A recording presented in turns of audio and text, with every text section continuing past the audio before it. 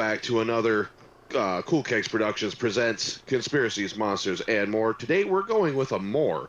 With more on that in a minute will be our wonderful editor and um, philosopher, I think would be a good term to give him today.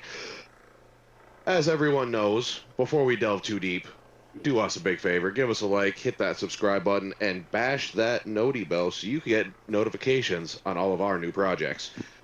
Coming up shortly, we're going to do another walk around video for you is once the goddamn rain stops, because I'm not getting wet for y'all in that way. Moving on. Obviously, this is your boy James, aka Kegs. Great to be here with you again. We got our resident, the man, the myth, the absolute legend of a researcher. Mr. Duke is here with us today. Mr. Duke is, well, he's an interesting man. He's an interesting man. We all... Some say he is the most interesting man in the world, and not that other guy in all the memes. And everyone knows that Dean, a.k.a. Cool Breeze, is, well, we give him rabies medication sometimes. With that being said, though, I will note real quick, we are down a member today. Our newest co-host is otherwise engaged. We wish him our best, making sure that everything on his end is going smoothly. And with that, Dean, Mr. Breeze, would you please take it away, sir? Well, guys, so we've kind of found our way back into bringing on guests when we have an opportunity to bring in somebody interesting and professional. Not that our priors weren't. Tonight we have an actual life coach, borderline counselor, therapist, relationship expert, basically. I'll let her explain exactly what she is title-wise. But we met briefly at a part-time job for 5 minutes. We meant to have her on way back during the original Cool-Kegs podcast. And, it just wasn't the right time for whatever reason. But we found each other again. And she's willing to come on and have a discussion about basically the social dynamics and the reason why humans are having issues coupling. In case people don't know, humanity is not reproducing at the same rate that we need to continue to grow. So that's a big issue for a lot of people, obviously. But with that being said, our guest tonight is Rachel Pointer. How you doing, Rachel? Good. Happy to be here. Thanks for having me. It's our pleasure, and we just felt so bad. We didn't No, exactly forget you. We just no.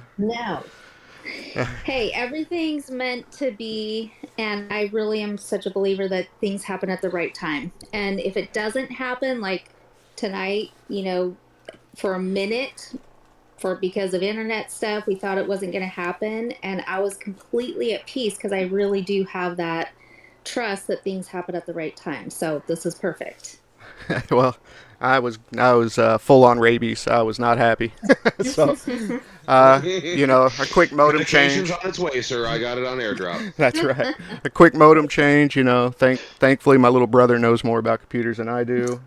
But yeah, we got that all fixed up. But what exactly is your title, Rachel, and what do you do? Okay, so technically I fall under the umbrella of life coaching, but that is it's so huge. It's like saying you're a doctor. Like what does that actually mean?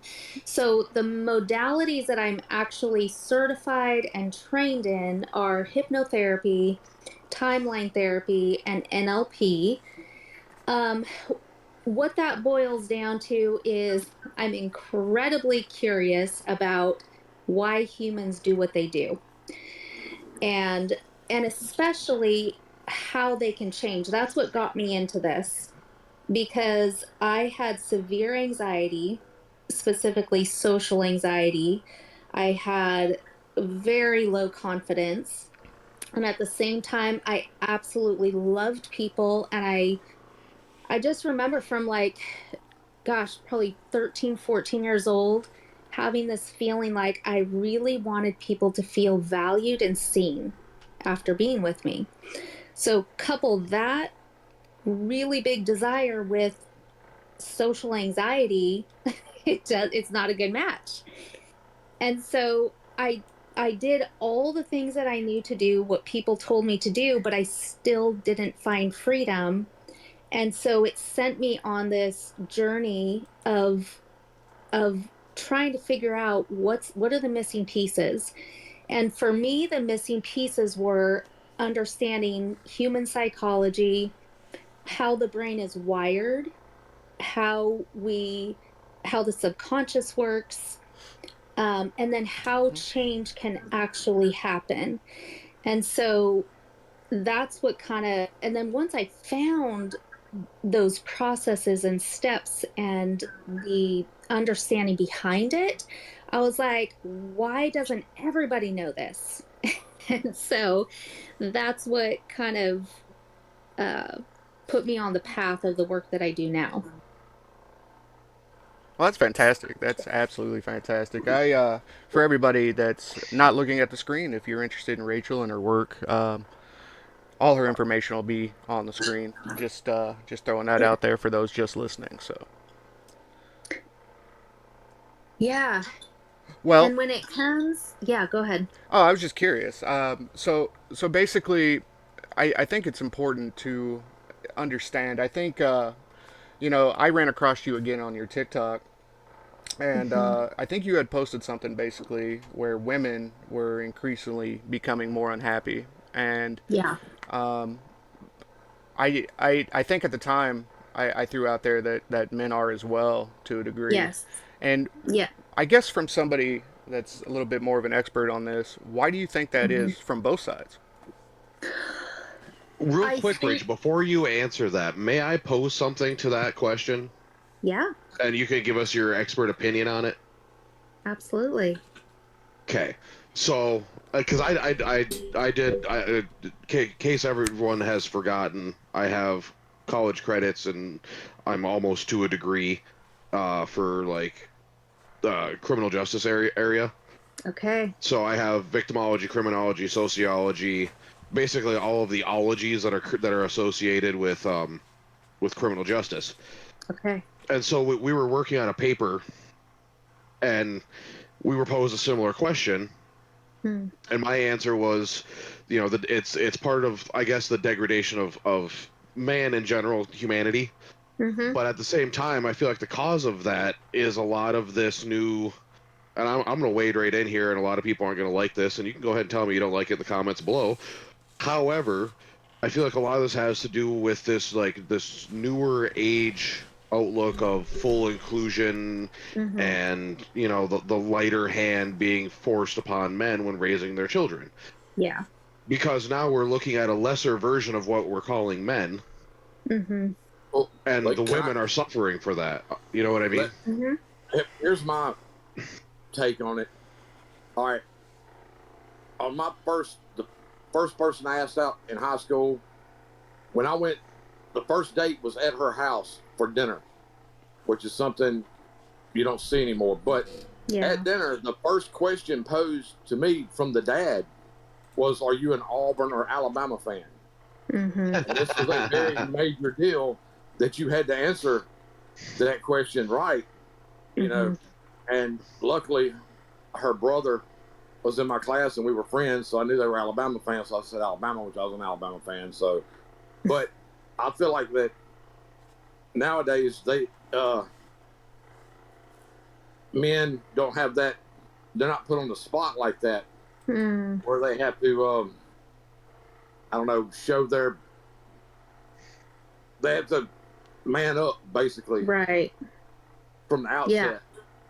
You have to stand for something. Right. Yeah. Well, right. You have to stand for generally it's yourself, your own Mm-hmm. values and hopes and aspirations.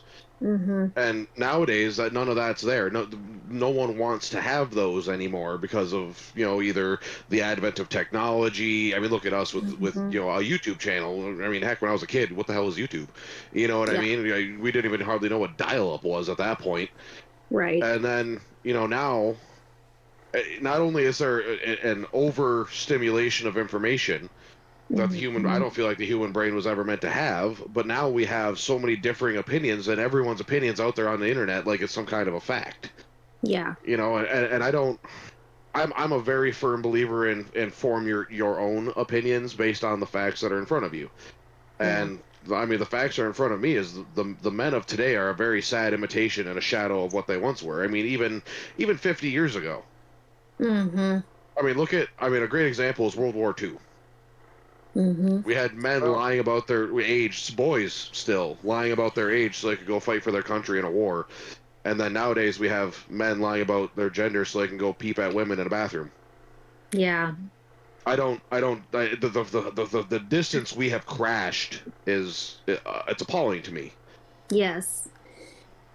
So part of my perspective is that there are things that we should pull from the past that we've forgotten or that have been purposely gaslit and, said this is wrong.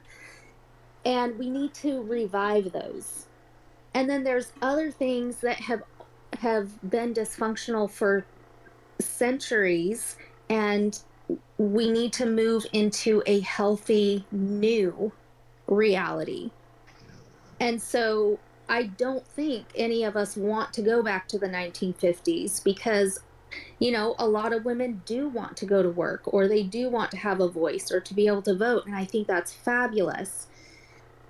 Agreed. My big thing is that I also am not someone who is like, yay, women have more freedom and men, screw you, or yeah, it's time we put you in your place. That is as far from my approach. Because if anything, like you said, men lied about their age so they could go and fight for our country to keep women safe, to keep the children safe, to allow them to stay home. And so my perspective is all humanity has trauma. We've all made sacrifices.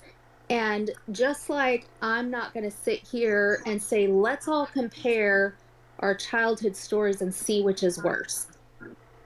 No, I mean you can't compare. Each reality is going to cause dysfunction in our life if we don't do the work to, heal what needs to be healed. So all that to say, I think that the biggest thing in our society right now is that we're viewing things and people so separately, as opposed to saying, how can we all heal? How can we elevate women? And at the same time, how can we elevate men? Because if, all boats rise with the tide. And so it does not work to say, oh, women have a voice now. Men, you need to shut up. We need your wisdom. You guys have, and that doesn't go away. And so I think if we can find platforms like this that give a voice not to one, but to all, and say, how can we all elevate each other? I think that's where, we start having people want to get married again. Well, and that's kind of where I fall with all this is really it's all determined on individuals and their own roles. So what I Yeah. find value in is people that are completely different from me, because Yeah. somebody's strengths are obviously going to Yeah. be, my weaknesses in that case. So Mm-hmm. um, I think where we get in trouble is we try to put everybody into the same box, and a lot of us don't fit there. Yep. And with this flood of information, like Kegs was talking about, there's so many opinions. Not all of them are Yeah. good or bad, but Mm-hmm. the thing is how do you discern where you fall? Is it the loudest Yeah. voice? Is it the most obscure? And I think a lot of Mm-hmm. problems, that are happening at least societally, is you've got some of the loudest voices, whether it's mainstream media or just pure bias, taking really precedent over, let's say, the more logical or fair reasoning, part of Mm-hmm. the discussion. So I Yeah. also fall kind of in that, what role can you fill in your own life? And again, that circles Mm-hmm. back to, like you said, doing the work on yourself and trying to understand yourself. Yeah. Yeah. Well, and the seeds for this were laid decades ago, actually, in my opinion. And again, this is just my opinion. Um, but when the whole socialist movement became a thing, the neo-Marxism became a thing. Mm-hmm. Uh, That's fair. did you have a take on this, Duke, at all? Well, I don't know. It's strange nowadays. I've even watching my niece. Um,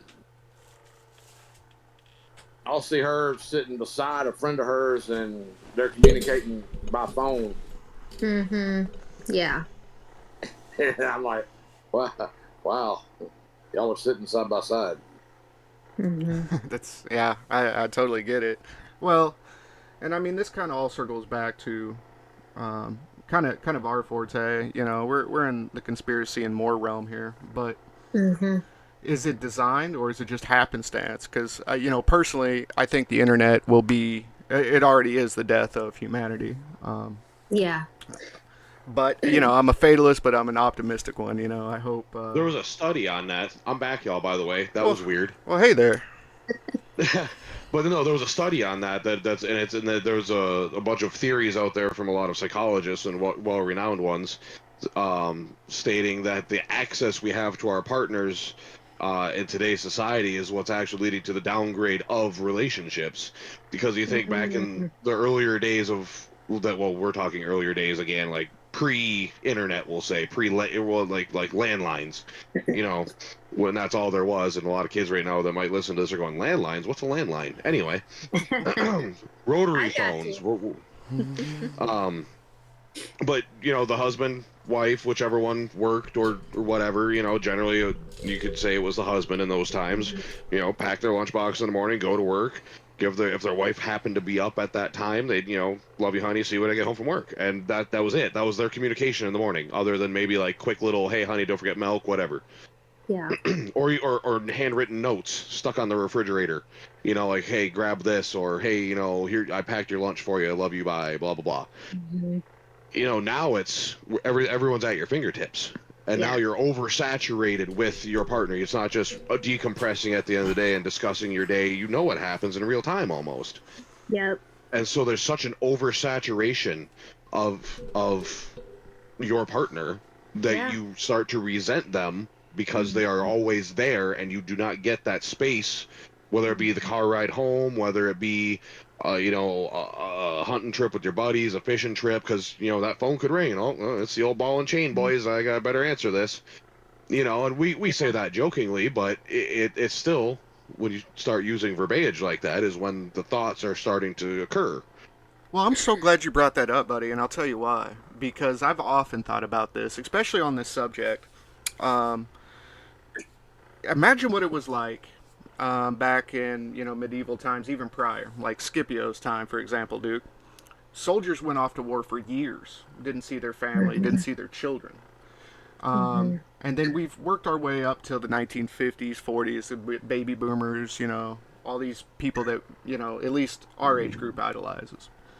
But somewhere along that line, it's almost like psychologically or inherently we've shut off the part of us that wants to survive. Like the Mm-hmm. where humans, do what's necessary to survive, and it's almost like hedonism has taken hold. What can we do to feel good about ourselves at all times? Mm-hmm. And Well, the so there's a internet. bunch of psychologists that have theories about that as well. Well, it's just a natural everything, even the internet. It's just a natural, you know, growth of, say, humanity. Like you were saying, in Scipio's time, you had to march, walk basically from one point to the other, or maybe by horseback if you were lucky. And the world was big, wide, and there was places you've never seen. Didn't know what was past the Straits of Gibraltar or the Pillars of Hercules. Um, to now that, when it got to the 1800s, 1700s, when you had ships of the line, able to sail the world, you had Magellan, and then now the internet, you're able to sail around the world in seconds. Yeah. Have you guys heard the book Generations? I don't think Sorry, I have. I lost you for a second. What was that? It's a book called Generations. Have you heard of that? No, No, I haven't. no, I haven't. Okay, so I have not read it, but I've heard a lot of podcasts about it, and it's the idea these several historians charted back as far as we have history for, and they charted cycles in civilizations throughout history to where they could pinpoint when a world war is going to happen. They even predicted the recent pandemic.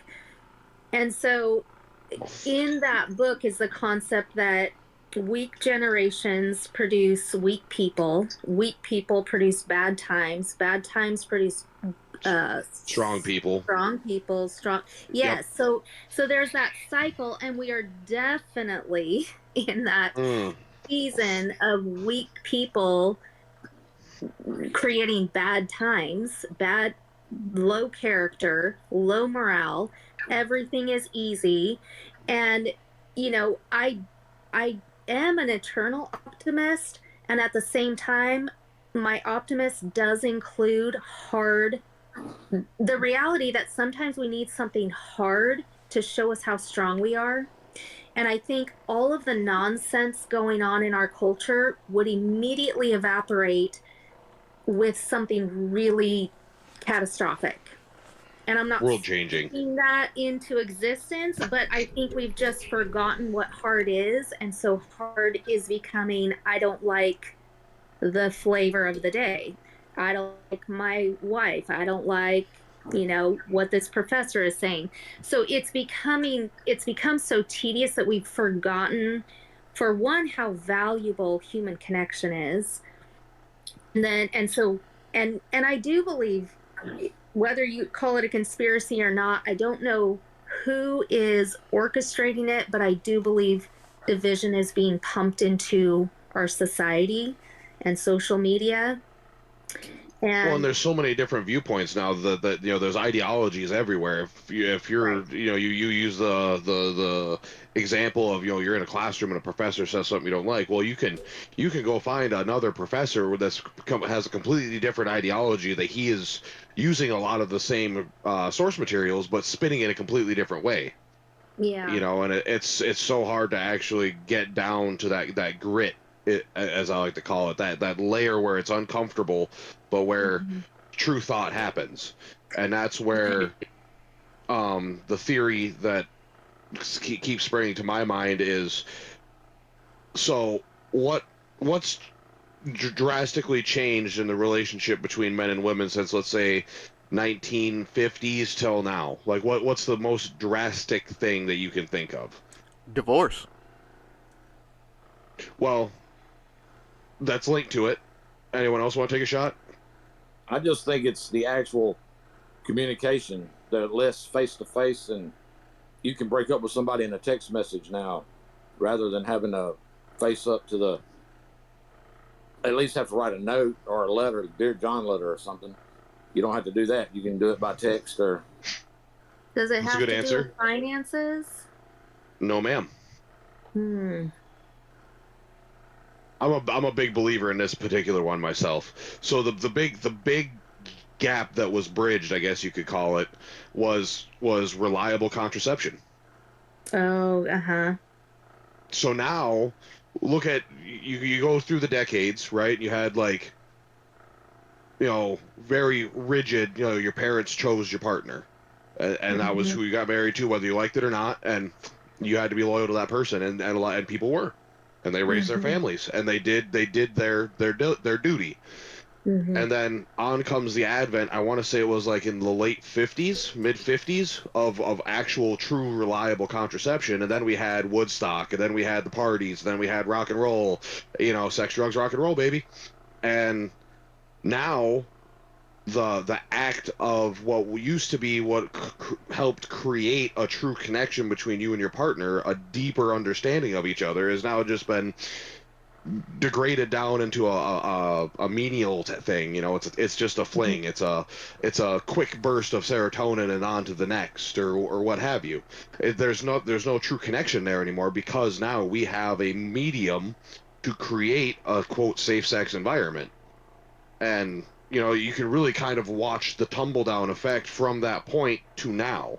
And obviously, we kind of got into, the you can't yell at your children shit and all everything else, but that Mhm. just, I believe that comes more from both sides, not even necessarily than a specific gender. Because, obviously Yeah. the woman in the relationship is looked at as the nurturer and the caregiver and the warmth, the love, the embrace, and the man is always, has to be, the punisher, the teacher, and the role model, I guess you could say, Mhm. for lack of better terms, and I'm sure there's better ones out there. But You know so who I there's blame? always. Go ahead. Oh, go ahead, Duke. I blame Dr. John Harvey Kellogg. Yes, the food. He created cornflakes That's to right. disrupt. My bad. I'm just gonna be blunt. He created cornflakes to disrupt masturbation, which disrupts all sorts of stuff. I would, in my opinion. So yeah, Dr. John Harvey Kellogg is the uh, the Well, start and of everything messed up, there's in even my a lot opinion. of studies about, the dairy, the meat, there's a ton of estrogen, and that has changed, obviously, hormones in men and women.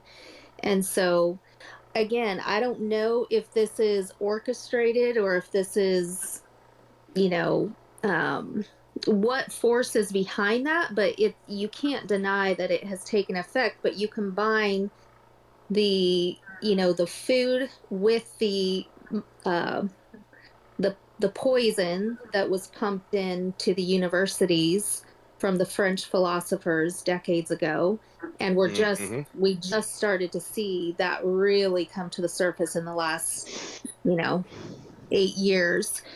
But all of those things, it's like a formula for um, pulling society apart. And I think this goes to a deeper question of why are we here? What does it mean to be human? What does it mean to have human connection? And I think so many people are lost in these surface fights going on right now that we've kind of stopped asking these deeper questions. And for me, that's what day in and day out I'm wanting to find answers for. Well, on a larger scale, I'm starting to notice that we've replaced something as simple as religion, no matter what it is that you subscribe to. Um, Generally, religion teaches you morals, ethics, things like that, and we've replaced it with basically hedonism. We can do Mhm. exactly what we want to do at all times, and as long as it Yeah. makes us feel good, it must be right. And I think that Mhm. there's actually a big claim for that being severely damaging, at least in my Mhm. opinion. So if Well, I and can. look at the access across the internet to pornography. Mhm. That plays massive roles in when it comes to the development of young male minds. Absolutely. It's everywhere. Sexuality is everywhere, and it's a Mhm. marketing ploy because it works. Mhm. Well, I and I'll apologize for actually put interrupting you, this by the out way. here. Here's a good example, and I'm not afraid to say it. So, Good man. I was engaged twice. I have a daughter that's 14. She's wonderful, gorgeous. She's actually 15. But my thing is, I actually don't feel like a need to couple again. And what I guess, turned around and supplemented that with was the YouTube channels. Mhm. I spend, I don't know. I mean, there was one day, last week I did like 16 hours, guys, in one day. And, A lot. part of this conversation is also for me, at least, exploring myself as well. And, I just wanted to throw that out there. I'll be as completely honest as I Mhm. can. And, I noticed it about myself even. Well, and I think there's a lot of fear and kind of like, when you stick your hand out and it gets slapped, you're like, after the fifth time, you're like, oh, I'm not going to put my hand out there anymore. Because I think so many rules have changed, and it's even though you kind of feel this internal compass, like this is what I want, society, it's very unpredictable right now. And I really do believe what is so helpful right now is for whoever feels called to really spend some time. I personally like meditation. I grew up. My dad was a pastor, so very religious, and I still use prayer. But I kind of feel like there's you can pray, and then meditation is actually setting yourself up to hear. And so I think getting quiet and going, who am I really? What am I here to do? Who am I here to serve? Is really crucial because, like we've talked about, there's so much noise. And I feel like this noise is robbing people of actually figuring out who they are and who they're here to serve. Because you know, I think all the studies have been done. The people who are the happiest are the people who are in meaningful relationships, and that doesn't necessarily mean married, but it means that they're in a community where they are giving and receiving. No, absolutely, absolutely. I know one of the scariest things that I've ever personally done was set myself so still, ask myself those Mm-hmm. questions: Who am I? You know, what am I doing here? And then having the courage to actually answer them. Now, Mm-hmm. if you answer them truthfully, that can be one of the scariest things in the world for all of us. Mm-hmm. Mm-hmm. Well, and there's the old saying, true peace is finding the balance between rage and serenity. Mm-hmm. You Yeah. have to and it's true for every single individual, regardless of gender. Mm-hmm. You have to find that balance, and that is where you'll find yourself. Yes. A lot of times, men, I feel like, especially in today's world, the old saying comes to mind. It's better to be a warrior in a garden than a gardener in a war. You Mm-hmm. should be a monster, but you should learn Right. to control it. You should find Yes. that balance between rage and serenity, Mm-hmm. Well, because not only because to be a good person, you have to be able be to be a virtuous person, you have to be able to do unspeakable things. You Mm-hmm. have to know when to do it. Mm-hmm. Just a lot of people say I am weak, or I am harmless, therefore I am good, and it's like, no, that doesn't work. No. Yeah, just look at nature. That doesn't work out well. in my opinion, I hate to say it, but to me, it all boils down to a healthy dose of fear. Sometimes will bring out the best in someone. If you Mm-hmm. truly something you fear and you have to face it, you you can learn about yourself, and if you're able to face it and Mm-hmm. beat it, then you know I don't know. I think that just brings out the best in some people. I I couldn't. think I, that's a Something. really yeah. good point, and I think there's a lot of people who are talking about we've gotten away. So my heritage is Native American. I'm actually related to Chief Sitting Bull. I don't know if any of you guys remember him from history, but anyway, I have always felt a strong tie to my heritage, and they had rites of passage. They had different ages or different things that kids, girls and boys, would do that would say, okay, you are now capable of this, or you're an adult. And the lack of that in our society, um, where it's like we've gotten rid of those doing hard things, like you just said, or having to do something hard or show up and be brave, because it gives your internal, our brain needs evidence. And so when kids go to sports, that is so protected and so, scheduled and organized, and they're given trophies. There's nothing inside of them that said, yes, I did that. And our brain needs evidence of, oh, I can do a hard thing in order to believe I'm courageous or I'm confident.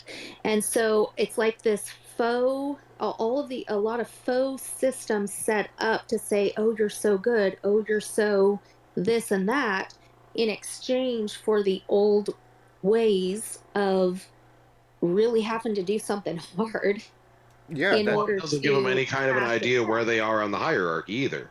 Well, that Right, reminds That's me. what right, contests used to be. Is it told you where you right. fell on the hierarchy, you know, and if Yeah. you were able to get higher up the chain, higher up the pyramid, you could pull, you know, whether it be through intelligence or some form Hmm. of physical feats. You know, Hmm. again, we're talking way back, but you know, you could draw in a better prospective mate. Hmm. And the Well, farther she Yeah. down was, you were, it's like, okay, well, you what, either have to accept I'm down or I need to learn how to go up the hierarchy. But now Right. we like don't have she to said, learn how Sitting to do Bull. that. Right. When she said Sitting Bull, it was just like, yeah, his choice. You know, he Hmm. wouldn't go to the reservation. He Right. stayed, you know, and He was that's how ended up, you know, the Battle of Little Bighorn was he Yep. stayed with his Sioux, and some Cheyenne came in Hmm. too. And, you know, he was like he made a decision Yeah. knowing that it was going to probably end bad for him eventually Yes. and his people, but he wasn't giving up on a belief that he had. Yeah. And, Well, and and let me throw that out there. Duke's actual also a native, and Oh, cool. it's his birthday tonight. So Awesome. Love that. yeah, I have Creek Indian in me. Very cool. well, Have you Yes. done any ancestry or do you know have a good idea? Well, I know that I am directly descended from. I in Alabama area. There's a famous Indian leader chief back in the early 1800s that actually fought Andrew Jackson in what was called the Red Stick Wars. Uh, Wow. Okay. William Weatherford, Red Eagle. He was half Mm. Dutch, but he was Creek Indian. His mom, Sehoy. I'm actually directly descended from Sehoy, not Okay. directly from him, but from his full blooded side of the family from Sehoy. And I actually am lucky enough to get to go see her grave Wow. um, up in where I live in South Alabama, in northern part of Baldwin County. Is her grave is right beside William Weatherford, Red Eagles, and I'm able to, you know, I can go there and see their grave, and it's, you know, I get a profound feeling every time I go there, and Yeah, that's amazing. but yeah, it's crazy how um, you know, and William Weatherford also fought for, he wasn't wanting to leave his land here in Alabama, and Hmm. um, you know, it's kind of like Sitting Bull and say Hmm. what becomes a different Indian leaders Hmm. standing for what they believe in. You know, there's a lot of people nowadays will fall in with the group. I guess Hmm. call it peer pressure. They, instead of trying to run against the grain, they'll run, you know, with it, or they'll Yeah. create a lane that's so out just out there that it causes Hmm. all sorts of rifts, and there's no happy Well, medium.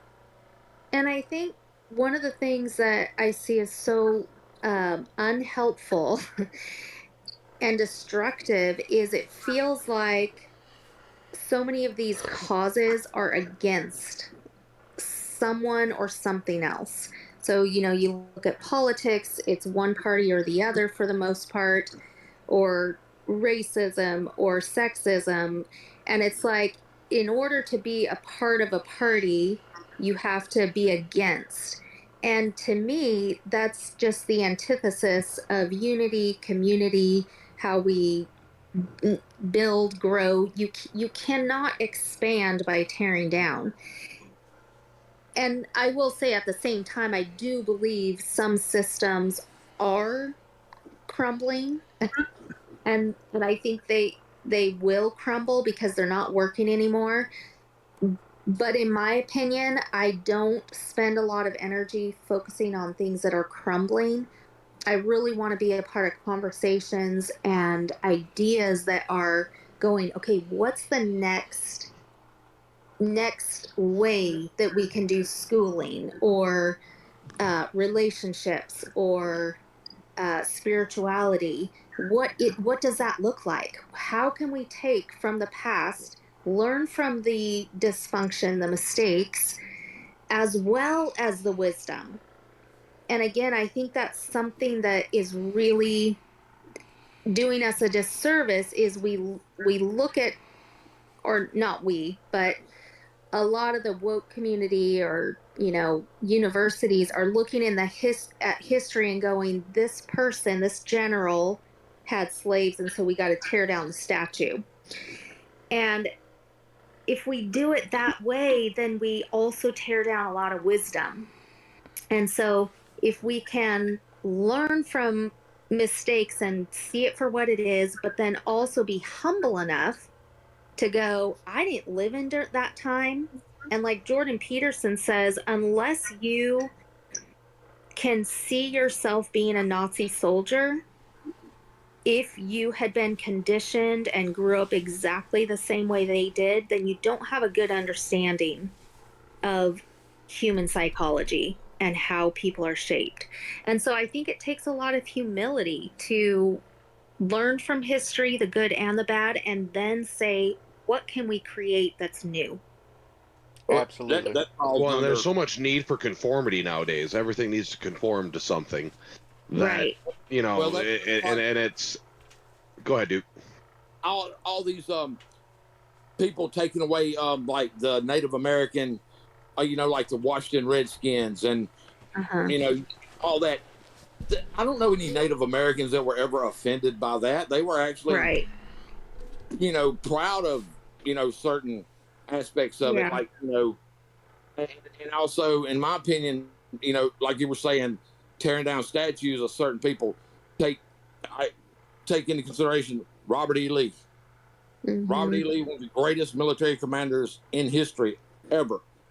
One of the greatest men that really ever to in a always in a fight like he was, to have his Mm-hmm. like but after the war he was Yeah. at dinner table, and there was some a senator there, and there was a knock on the door, and this old man asked Robert E. Lee, said, do you have any kind of change to spare for no war veteran, a Civil War veteran? And Mm-hmm. Robert E. Lee emptied his pockets and gave him everything he had. And Mm-hmm. when Robert E. Lee sat back down, the senator said, well, it's nice of you to take care of your men, that you once had. And Robert E. Lee looked at him, and matter of fact, he said he was a Union soldier. Oh, love that. And Robert E. Lee was, he was that type of person. He wasn't about Yeah. slavery. He Right. went with his state. He had Yeah. belief in his state, and when his state seceded, he, went with it and ended up being, the leader of, the Confederate States military. And but he wasn't doing it from a bad sense, and he Right. gets done literally wrong. I got one other little short story about him. Was at Gettysburg, when the tide had turned and the Union was winning that battle, and Confederates were retreating. There was a Union soldier who was hurt bad, Mm-hmm. and he was from New York, I think, but he always hated the Southern man. Had never met one, but just generally had hate for him because of what he was told. And he was like, "Hurrah, we beat you!" And he's seen Robert E. Lee coming on his horse, Mm. and Robert E. Lee stopped, and this man was jeering at him. And this man said, at that point, he thought, well, he's fixing to kill me.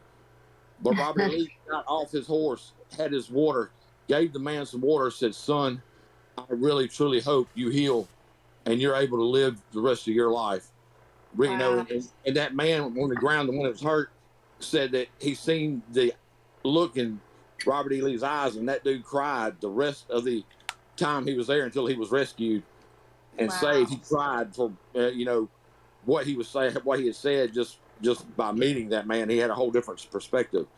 Well, and I'm of going to Yeah. preface this, not that we should have to, but it is 2024 in the age of the internet and, yeah, anonymity and trolls. We're not saying that slavery Mhm. is great, or we're saying Oh that it's gosh. good, or, yeah, even the Nazis, right? We're not saying that it's Right. great to be a Nazi and that ideology. What we're saying is people are No. onions. We're much more complicated than any box that people like to Yes. put each other in. And Yes. that's what really this whole conversation is about. Why is it that as a whole, Absolutely. yeah, why is it as a whole that we seem to be failing together? Mhm. Is it Well, orchestrated? there's Well, the old saying of ignore your history at your own peril, because then it's doomed to repeat itself.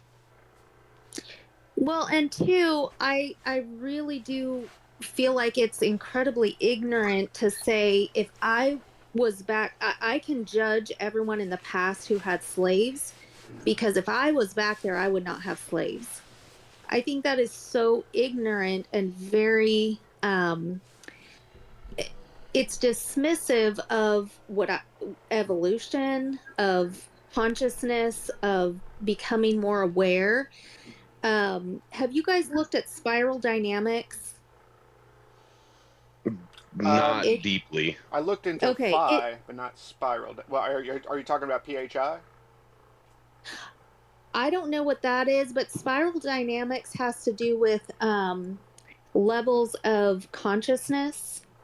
And at the, I think I can't remember the lowest level, but it's the lowest or the second lowest is it's categorized by colors and then it has behaviors associated with it.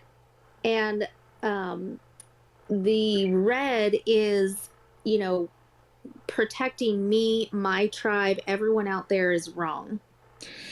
And so that type of thinking, I can't remember if it was Dawkins or who it was that laid this out, but anyway, you can see it throughout history, and then you can also see it in different regions of the world. And so, I I feel like that ties into the mindset that's trying to be pumped into our society. It's a very much like black and white. As we all know, life is nuanced. Mm-hmm. And I just recently watched The Tattooist of Auschwitz. It was phenomenal, and I think when you watch something like that, you see all the different storylines of people trying to survive in an impossible situation. And so you saw, you know, people who got the worst of it and died, and then others who, cozied up to one of the soldiers and got a little better treatment. And when you're watching it, you're going, what would I do? And so I think that's a better approach rather than saying, I would never have had slaves. So anyway, just to reiterate with you, there's nothing more horrific than another human owning another person. That's not who we were created to be or how we were created to treat each other. But I think it's also a disservice to history because we would not be where we are if it weren't for the people who went before us. And so I think humility is huge. Oh, absolutely. Standing on the In shoulder of giants, right? And yeah, and the yeah. thing Well, is, and that's the interesting thing is that whole theory you just broke down is I believe is an offshoot from a 1920 work um, that was called Beyond the Pleasure Principle from Okay. 1920 that was written by Sigmund Freud. Oh yeah. Who that's what for reminds everyone who me. doesn't Yeah. know say for everyone who doesn't know who Freud is, he's like the creator of psychoanalytics, Yep. literally. And so he broke down the the human mind into three. Well, his structural model was three levels. There was id, ego, and superego. Id Mm, being your primal instincts, like to work this through an example, if someone's confronting you in an angry fashion, the id would want to punch them in the face and meet their mhm. anger with your own. The superego would walk away, and the ego would find the balance between the two and still confront them, but in a more level-headed way. Yeah. Right. Yeah. Um, Well, Yeah. it reminded me of that and Young. as Mhm. well. What did Well, your Young, Christian Young faith- and Freud's work are basically, you might as well call them a married couple. Yeah, I mean, yeah. Young they pull expanded a off of little. each other, so yeah, it's amazing. But yeah, that's kind of like where the differential, like about the time where Freud and Jung were where they meet is about where that spiral dynamics takes its effect. You know, it's Uh-huh. somewhere, it's like a middle ground, but it delves a little deeper. Mhm. Well, sometimes, in my opinion, extreme circumstances take extreme measures to make it through it. Yeah. I have a, well, I may save it. I do have a good psychiatrist story. Yeah, and you as a therapist, I was going to say this earlier, reminds me of like even in my trade, um, when I was a superintendent or a project manager, um, I, I didn't have a lot of respect for engineers and people like that who were more theory than they were field application. And to me, a Yeah. therapist is more field application, whereas a lot of psychiatrists are more theory. And Mhm. I usually am combative, like matching brain pans with a psychiatrist, whereas a therapist I will listen to because I Mm. trust their life take on a Mhm. situation. Well, and Right, the Sure. real world application of the theory. Right. Right. and that's the thing. I think people should really realize, and maybe you can talk about more of this, Rachel, but a lot of times people go to a therapist or a counselor or life coach and they want to be fixed. It doesn't work that Mhm. way. You got to sit down and you Mhm. got to fix yourself. You just have somebody there to throw ideas off of, kind of be your guide. Maybe you should try this, for Right. example. But a lot of Yeah. people aren't prepared for therapy before they think they are. But for those that are even thinking about it, I implore them to. Mhm. There's online ones now that you can reach Yeah. out to, meet somebody, see if you have a relationship there, and it's Yeah, hard to trust somebody, but absolutely. yeah. Absolutely. And I think one of the biggest pros to working with someone is like the work that I do is the first part that I work with people is clearing the heavy emotions. The It's called a gestalt. So like the anchor of anger, fear, sadness, shame and guilt. I know none of you have felt any of those things. What's that? But most humans are carrying around emotional blockages in their bodies because emotions are energy in motion. And when we are feeling something, our amygdala, amygdala produces chemistry in our body. That's where we feel that fight or flight, or the freeze, or the depression. And when those things are not cleared out from, the first 2 decades of our lives, it is stuck energy in our body. And as we all know, any energy, when you look at creation, nothing is stagnant. And if it is, it gets sick like a pond. And so, all that to say, when I work with people to clear these emotions, it's really about holding space. And as I hear them tell me, what was your first experience with anger that you remember? And they tell me the story. And then, what beliefs were formed from that, and they tell me. And then, okay, tell me the next one. Usually they'll tell me 5 to 6 memories, and I'm taking notes.